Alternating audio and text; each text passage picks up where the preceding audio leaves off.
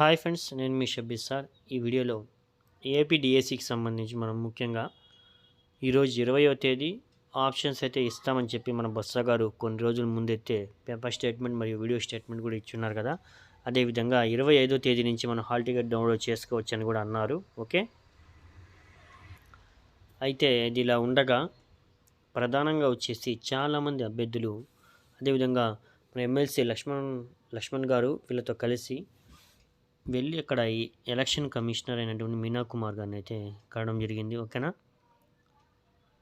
సార్కి లెటర్ కూడా ఇచ్చారు. డిఎస్సి అనేటటువంటిది ఒక 3 months టైం ఇవ్వండి అని చెప్పి, ఎలక్షన్ తర్వాతైనా పోస్ట్పోన్ చేయండి అని చెప్పి కూడా అది రిక్వెస్ట్ అయితే చేయడం జరిగింది. ఓకేనా గైస్, దానికి సంబంధించి ప్రూఫ్ కూడా మన దగ్గర ఉంది. ఓకేనా, అదేవిధంగా రీసెంట్లీ ఇప్పుడే మనకి వచ్చినటువంటి ఇన్ఫర్మేషన్ ఏంటంటే మేబీ ఖచ్చితంగా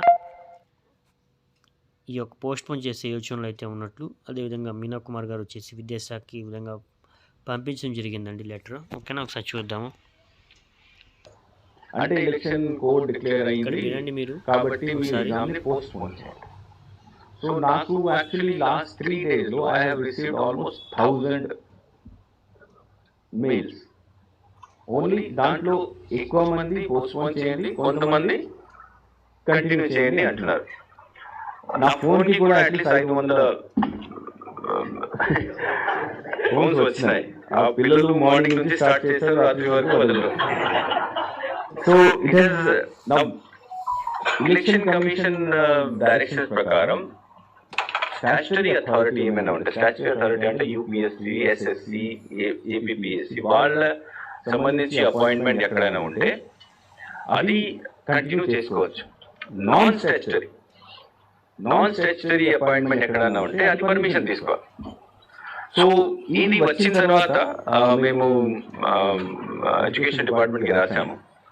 ఎడ్యుకేషన్ డిపార్ట్మెంట్ ఇప్పుడు ఎలక్షన్ కమిషన్కి పర్మిషన్ కోసం ఫైల్ అక్కడ వెళ్తుంది.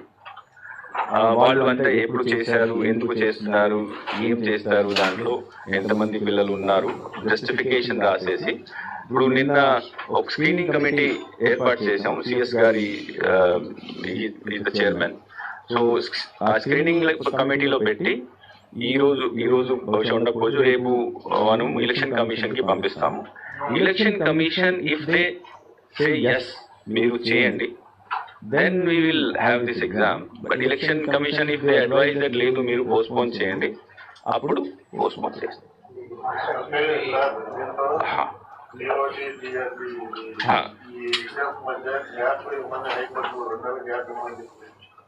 వన్ మంత్ గ్యాప్ అని చెప్పింది.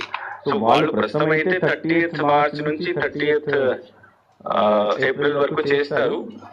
వాట్ వాళ్ళు డిపార్ట్మెంట్ లో ఎంక్వైరీ చేస్తే టీఈటీ ఎగ్జామ్ కూడా అయిపోయింది. రిజల్ట్ డిక్లేర్ చేయాలి, కానీ రిజల్ట్ కూడా మేము చెప్పామంటే మీరు ఆగండి, ముందు ఎలక్షన్ కమిషన్ పర్మిషన్ ప్లీజ్ ఇస్తేనే అప్పుడు మీరు రిజల్ట్ డిక్లేర్ చేయండి, తర్వాత ఎగ్జామ్ కండక్ట్ చేయండి. సో ఎలక్షన్ కమిషన్ చేతిలో ఉంది, ఇప్పుడు స్క్రీనింగ్ కమిటీ ద్వారా అక్కడ వెళ్తుంది. సో మా ఇంటెన్షన్ ఇస్, మా రిక్వెస్ట్ మీ అందరితో అంటే మీరు ఒక పేపర్లో ఇది please publish it saying that we have registered there request. File ఇప్పుడు ఎలక్షన్ కమిషన్కి వెళ్తుంది. ఎలక్షన్ కమిషన్ అగ్రి అయితేనే ఎగ్జామ్ అవుతుంది, otherwise it will be postpone.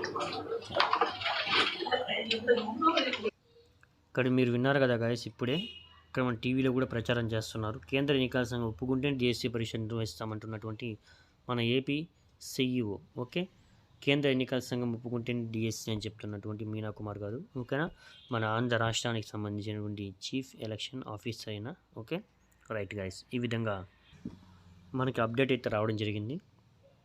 మీరేమనుకుంటున్నారు?